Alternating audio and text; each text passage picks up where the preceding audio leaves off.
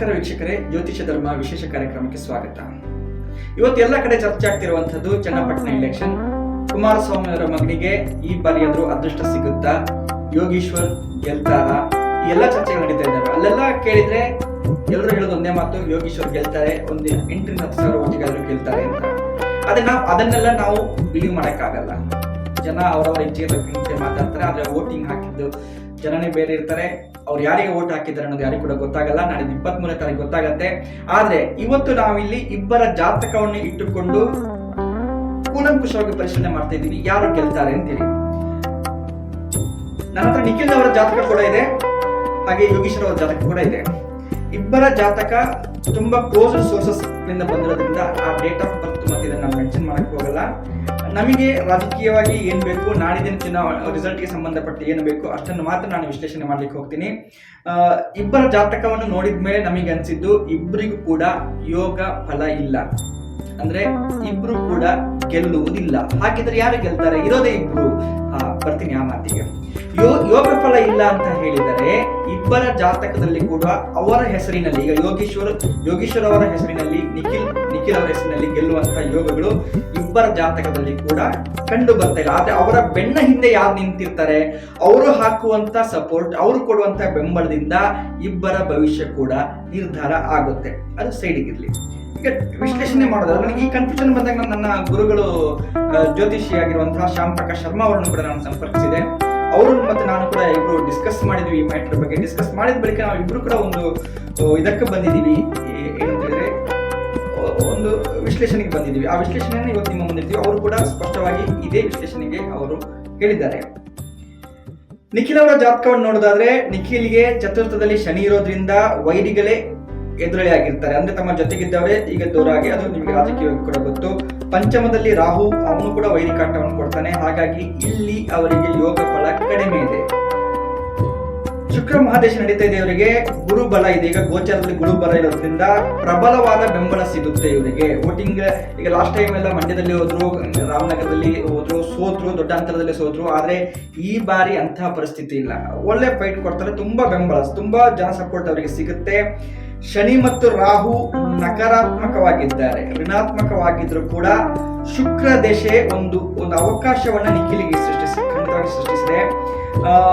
ವೃಶ್ಚಿಕದಲ್ಲಿ ಇವರ ರಾಶಿ ಇರೋದ್ರಿಂದ, ಜನ್ಮರಾಶಿ ವೃಶ್ಚಿಕ ಆಗಿರೋದ್ರಿಂದ ಶನಿ ಕೂಡ ವೈರಿಯಾಗಿದ್ದಾನೆ. ರಾಶ್ಯಾಧಿಪತಿ ಕುಜ ಇವರಿಗೆ ಬಲ ಕೊಡ್ತಾ ಇದ್ದಾನೆ. ಭಾರಿ ವಿರೋಧ ವ್ಯಕ್ತವಾಗುತ್ತೆ ಇವರಿಗೆ ಇಲೆಕ್ಷನ್ ನಲ್ಲಿ, ಭಾರಿ ವಿರೋಧ ವ್ಯಕ್ತವಾಗುತ್ತೆ, ತುಂಬಾ ಟಫ್ ಫೈಟ್ ಎದುರಾಗತ್ತೆ.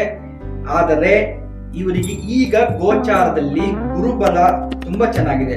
180 ಡಿಗ್ರಿ ಶುಭ ದೃಷ್ಟಿಯನ್ನ ಗುರು ಕೊಡೋದ್ರಿಂದ ಚಾನ್ಸಸ್, ಒಂದು ಥಿನ್ ಚಾನ್ಸಸ್ ಇದೆ. ಈ ಚಾನ್ಸಸ್ ಅನ್ನ ಅವರು ಎಷ್ಟರ ಮಟ್ಟಿಗೆ ಕನ್ವರ್ಟ್ ಮಾಡ್ಕೊತಾರೆ ಅನ್ನುವಂಥದ್ದು ಅವರು ಮಾಡುವ ಪೂಜೆ, ಅವರು ನಡೆಸುವಂತಹ ಧಾರ್ಮಿಕ ಕಾರ್ಯಕ್ರಮ ನಿಲ್ಲುತ್ತೆ.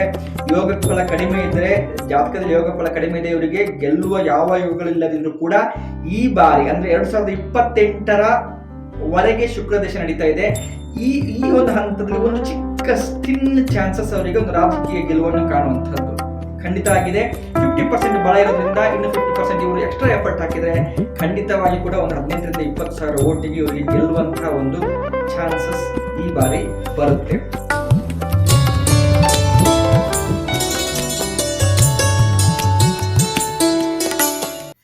ಈಗ ನಾವು ಯೋಗೇಶ್ವರ್ ಅವರ ಜಾತಕ ನೋಡೋಣ. ಯೋಗೇಶ್ವರ್ ಅವರ ಜಾತಕದಲ್ಲಿ ಅವರು ಹುಟ್ಟಿರೋದು ಧನುರಾಶಿಯಲ್ಲಿ. ಷಷ್ಠದಲ್ಲಿ ಗುರು, ಇಟ್ಸ್ ನಾಟ್ ಗುಡ್ ಆಬ್ವಿಯಸ್ಲಿ. ಶತ್ರು ಭಾವದಲ್ಲಿ ಗುರು ಇರೋದ್ರಿಂದ ಇವರಿಗೆ ಕೂಡ ಗುರು ಅನುಗ್ರಹ ಇಲ್ಲ. ಚತುರ್ಥದಲ್ಲಿ ರಾಹು ಮತ್ತು ಶನಿ ಯುತಿ ಇದೆ. ರಾಹು ಕರ್ಮಕಾರಕ, ಹಾಗಾಗಿ ಇವರಿಗೆ ಈ ಬಾರಿ ಅಷ್ಟೊಂದು ಸಹಕಾರ ಇಲ್ಲ. ಶನಿ ಮಹಾದೇಶ ನಡೀತಿರುವಂತದ್ದು ತಾತ್ಕಾಲಿಕ ಗೃಹಸ್ಥತೆ, ಅಂದ್ರೆ ಗೋಚಾರದಲ್ಲಿ ಕೂಡ ಅವರಿಗೆ ಗುರು ಬಲ ಇಲ್ಲ, ಅವರಿಗೆ ಜಾತಕದಲ್ಲಿ ಕೂಡ ಗುರು ಅನುಗ್ರಹ ಇಲ್ಲ. ಶತ್ರು ಭಾವದಲ್ಲೇ ಗುರು ಇರೋದ್ರಿಂದ ಇವರಿಗೆ ನಂಬಿಕೆ ದ್ರೋಹ ಆಗತ್ತೆ ಈ ಇಲೆಕ್ಷನ್ ನಲ್ಲಿ.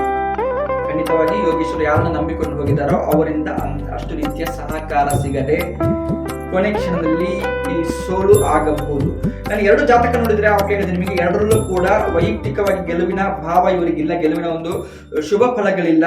ಹಾಗಾಗಿ ಇವರು ಯಾರನ್ನ ಡಿಪೆಂಡ್ ಆಗಿರ್ತಾರೆ, ಅವರ ಒಂದು ಆಶೀರ್ವಾದ ಫಲ ಅಥವಾ ಅವರ ಒಂದು ಬೆಂಬಲದ ಫಲದಿಂದಾಗಿ ಇವರಿಬ್ಬರಲ್ಲಿ ಯಾರು ಕೂಡ ಗೆಲುವಿನ ನಿರ್ಧಾರ ಆಗುತ್ತೆ. ಇಬ್ಬರ ಜಾತಕ ಕೂಡ ಸಮ ಆಗಿರೋದ್ರಿಂದ ಯಾವಾಗ ವೋಟಿಂಗ್ ನಡೆಯಿತು, ಯಾವಾಗ ರಿಸಲ್ಟ್ ನಡೆಯಿತು, ಈ ಎರಡು ಹಂತದ ಒಂದು ಗ್ರಹಗತಿಗಳನ್ನು ಕೂಡ ನಾವು ಗೋಚಾರವನ್ನು ಕೂಡ ಗಣನೆಗೆ ತೆಗೆದುಕೋಬೇಕಾಗುತ್ತೆ. ಇಲ್ಲಿ ನೋಡಿದ್ರೆ ಯೋಗೇಶ್ವರ್ ಅವರ ಜಾತಕದಲ್ಲೂ ಕೂಡ ಈಗ ಸದ್ಯಕ್ಕೆ ಅವರಿಗೆ ಬಲ ಇಲ್ಲ, ಗೋಚಾರದಲ್ಲೂ ಬಲ ಇಲ್ಲ. ಇವರಿಗೆ ನಿಖಿಲಿಗೆ ಜಾತಕದಲ್ಲಿ ಒಂದು ಹಂತಕ್ಕೆ ಬಲ ಇದೆ, ಗೋಚಾರದಲ್ಲಿ ಗುರುಬಲ ಚೆನ್ನಾಗಿರೋದ್ರಿಂದ ನಿಖಿಲಿಗೆ ಎಡ್ಜ್ ಇದೆ. ನಾನು ಅವಾಗ ಹೇಳಿದಾಗ ಒಂದು 18ರಿಂದ 20,000 ಓಟಿಗೆ CP ಯೋಗೇಶ್ವರ್ ವಿರುದ್ಧ ನಿಖಿಲ್ ಕುಮಾರಸ್ವಾಮಿ ಗೆಲ್ಲಬಹುದು. ಆದರೆ ಇನ್ನೊಂದು ಅಂಶ ನಾನು ಗಮನಿಸ್ತಾ ಇದ್ದೀನಿ, ಇಲ್ಲಿ ರಾಹು ಮತ್ತು ಕೇತು ಯೋಗೇಶ್ವರ್ ಜಾತಕದಲ್ಲಿ ಅವ್ರದ್ದೊಂದು ಪರೋಕ್ಷ ಬೆಂಬಲ ಸಿಗತ್ತೆ. ಯಾರೋ ಒಬ್ಬ ಅನ್ಎಕ್ಸ್ಪೆಕ್ಟೆಡ್ ವ್ಯಕ್ತಿಯಿಂದ ಯೋಗೇಶ್ವರ್ ನಿರೀಕ್ಷಿಸಿದಂತ ಒಂದು ಲಾಭವನ್ನು ಪಡೆದು ಅವರು ಗೆಲ್ಲಬಹುದು.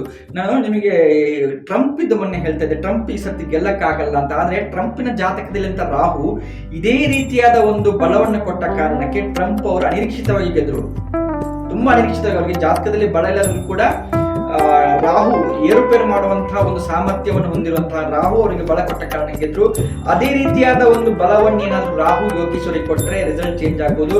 ಅದರ ಹೊರತಾಗಿ ನಿಶ್ಚಿತವಾಗಿ ಕೂಡ ನಾನು ಹೇಳ್ಬೇಕು ಅಂತಂದ್ರೆ ಇದರಲ್ಲಿ ನಿಖಿಲ್ಗೆ ಜಾಸ್ತಿ ಚಾನ್ಸಸ್ ಇದೆ. ಒಂದು 60% ಚಾನ್ಸಸ್ ನಿಖಿಲ್ ಕಡೆ ಇರೋದ್ರಿಂದ ಗ್ರಹಗತಿಗಳು ನಿಖಿಲ್ ಕುಮಾರಸ್ವಾಮಿ ಗೆಲ್ಲಬಹುದು. ಅಂಡ್ ಇದು ಕೇವಲ ಇದೊಂದೇ ಗೆಲುವಿಗೆ ಅವರ ರಾಜಕೀಯ ಜೀವನ ಮುಕ್ತಾಯವಾಗಬಹುದು. ಮುಂದೆ ಯಾವತ್ತೂ ಕೂಡ ನಿಖಿಲ್ಗೆ ಈ ರೀತಿಯಾದ ಒಂದು ಪೂರಕ ವಾತಾವರಣ, ಚುನಾವಣೆಗಳಲ್ಲಿ ಗೆಲ್ಲಿಕ್ಕೆ ಪೂರಕವಾದ ವಾತಾವರಣ ಅವರಿಗೆ ಸಿಗೋದಿಲ್ಲ. ಅವರ ಜಾತಕ ನೋಡಿದ್ರೆ ಇದೇ ಅವರಿಗೆ ಒಂದು ಲಾಸ್ಟ್ ಒಂದು ಚಾನ್ಸ್, ಗೆಲ್ಲಲಿಕ್ಕೆ ಅವಕಾಶ ಇರುವಂತಹ ಕಟ್ಟ ಕಡೆ ಚಾನ್ಸ್ ಇದಾಗಿರುತ್ತೆ. ಇದರಲ್ಲಿ ಅವರೇನಾದ್ರು ಸಕ್ಸಸ್ ಆಗುತ್ತಂತಾದ್ರೆ ಮುಂದೆ ಅವರು ಇಲೆಕ್ಷನ್ಗೆ ನಿಂತರೂ ಕೂಡ ಅವರು ಗೆಲ್ಲಲ್ಲ. ಹಾಗಾಗಿ ಈ ಎಫರ್ಟ್ ಅವರು ಎಷ್ಟು ಹಾಕಿದ್ದಾರೆ ಅನ್ನೋದ್ರ ಮೇಲೆ ಅವರ ಡಿಪೆಂಡ್ ಆಗುತ್ತೆ. ಬಟ್ ಪಕ್ಷದಲ್ಲಿ ನಿಖಿಲ್ ಮಾತು ನಡೆಯುತ್ತೆ. ಮುಂದೆ ಪಕ್ಷದಲ್ಲಿ ಅವರಿಗೆ ಒಳ್ಳೆಯ ಹುದ್ದೆಗಳು ಹುಡ್ಕೊಂಡು ಬರ್ತವೆ. ನಿಖಿಲ್ ಪಕ್ಷವನ್ನು ಸಂಘಟಿಸ್ತಾರೆ. ಅವರಿಗೆ ಕಾಲಸರ್ಪ ಯೋಗ ಕೂಡ ಇರೋದ್ರಿಂದ ತುಂಬಾ ಫೇಮಸ್ ಆಗ್ತಾರೆ. ಆದ್ರೆ ಎಲ್ಲಿ ಕೂಡ ಫೇಮಿಗೆ ತಕ್ಕಂತಹ ಲಾಭಗಳು ಅವರಿಗೆ ಸಿಗೋದಿಲ್ಲ. ಅವರು ಫಿಲಂ ಲ್ಯಾಂಡಿಗೆ ಹೋದ್ರೆ ಹೀರೋ ಆಗಿ ಗುರುತಿಸ್ಕೋತಾರೆ, ಬಟ್ ಹೀರೋಯಿಸಂ ತೋರಿಸುವಂತ ಒಂದು ಸ್ಟಾರ್ಡಮ್ ಅವರಿಗೆ ಸಿಗೋದಿಲ್ಲ. ರಾಜಕೀಯವಾಗಿ ಕೂಡ ಹೆಸರು ಮಾಡ್ತಾರೆ, ಆದ್ರೆ ರಾಜಕೀಯವಾಗಿ ಉನ್ನತ ಹುದ್ದೆಗಳು ಅವರಿಗೆ ಸಿಗೋದಿಲ್ಲ. ಪಕ್ಷದಲ್ಲಿ ಸಿಗತ್ತೆ ವಿನಃ ರಾಜಕೀಯವಾಗಿ ಆಡಳಿತಾತ್ಮಕವಾಗಿ ಅವರಿಗೆ ಸಿಗುವಂತ ಲಕ್ಷಣಗಳಿಲ್ಲ.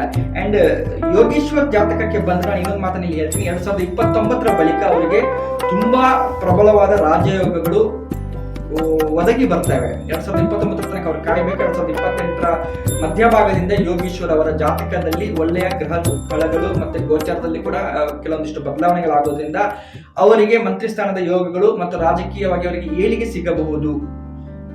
ಒಂದು ಚಿಕ್ಕ ಎಡವಟ್ಟನ್ನು ಅವರು ಈ ಇಲೆಕ್ಷನ್ ಅಲ್ಲಿ ಮಾಡಿಕೊಂಡ ಹಾಗಿದೆ. ಆ ಎಡವಟ್ಟು ಅವರು ಮಾಡಿಕೊಳ್ಳದೆ ಹೋಗಿದ್ದರೆ ಅವರಿಗೆ ಖಂಡಿತವಾಗಿ ಕೂಡ 2029 ಬಳಿಕ ಒಳ್ಳೆಯ ಹುದ್ದೆಗಳು ದೊರಕಲು ಯೋಗಗಳಿದ್ದಾವೆ. ಮಾಡಿಕೊಂಡ ತಪ್ಪುಗಳನ್ನ ಅವರು ತಿದ್ಕೋಬೇಕಾಗುತ್ತೆ ಯೋಗೇಶ್ವರ್ ಅವರು. ಅದೇನಂತ ಅವರ ಗಮನಕ್ಕೂ ಕೂಡ ಇದ್ದಿರಬಹುದು, ಅಥವಾ ಈ ಇಲೆಕ್ಷನ್ ಅವರಿಗೆ ಅದೊಂದು ಪಾಠವನ್ನು ಕೂಡ ಕಲಿಸುವಂತಹ ಸಾಧ್ಯತೆಗಳು ಕೂಡ ಇದ್ದಾವೆ. ಯಾಕಂತಂದ್ರೆ ಯೋಗೇಶ್ವರ್ ಜಾತಕದಲ್ಲಿ ಈ ಬಾರಿ ಗುರು ಮತ್ತು ರಾಹು ಇಬ್ಬರು ಸೇರಿಕೊಂಡು ಒಂದು ಪಾಠವನ್ನು ಅವ್ರಿಗೆ ಕಲಿಸ್ತಾರೆ. ಮುಂದೆ ಹೇಗಿರಬೇಕು, ರಾಜಕೀಯ ಯಾವ ರೀತಿ ಮಾಡಬೇಕು ಅನ್ನೋ ಒಂದು ಪಾಠವನ್ನು ಅವ್ರಿಗೆ ಕಲ್ತ್ಕೋತಾರೆ.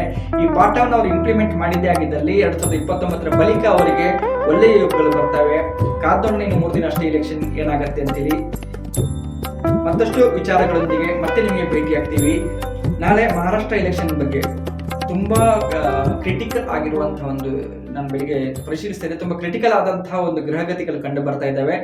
ತುಂಬಾ ಇಂಟ್ರೆಸ್ಟಿಂಗ್ ಸಬ್ಜೆಕ್ಟ್ಗಳನ್ನ ನಾಳೆ ನಾನು ಡಿಸ್ಕಸ್ ಮಾಡ್ತೀನಿ ಮಹಾರಾಷ್ಟ್ರ ಇಲೆಕ್ಷನ್ ಬಗ್ಗೆ. ನಾಳಿನ ವಿಡಿಯೋದಲ್ಲಿ ಅದನ್ನು ನೋಡೋಣ. ನಮಸ್ಕಾರ.